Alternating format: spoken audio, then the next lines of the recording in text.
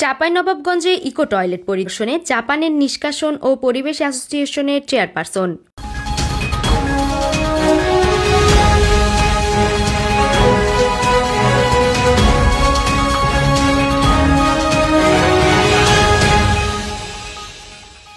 চাঁপাইনবাবগঞ্জে eco toilet সেখানকার মানববর্জ্য থেকে তৈরি জৈব সার উৎপাদন ও ফসলে ব্যবহারের বিভিন্ন প্রকল্প পরিদর্শন করেছেন জাপানের নিষ্কাশন ও পরিবেশ অ্যাসোসিয়েশনের চেয়ারপারসন ডক্টর আকিরা সাকাই।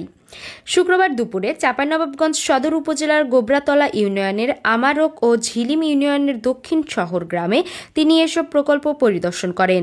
এ সময় তিনি ইকো টয়লেটের ব্যবহার, সেখানকার মানববর্জ্য থেকে তৈরি জৈব সার বিভিন্ন ফসলি জমিতে ব্যবহারের কার্যক্রম দেখে সন্তুষ্টি প্রকাশ করেন। এ সময় উপকারভোগী স্থানীয় বাসিন্দা ও জনপ্রতিনিধিদের সাথে উঠান বৈঠক করেন জাপান থেকে আসা ডক্টর আকিরা সাকাই।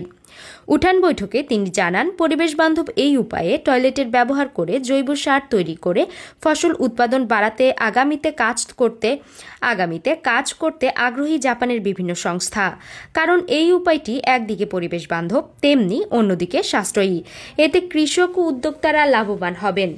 এর সাথে জমির জৈব মান ও উর্বরতা বাড়বে।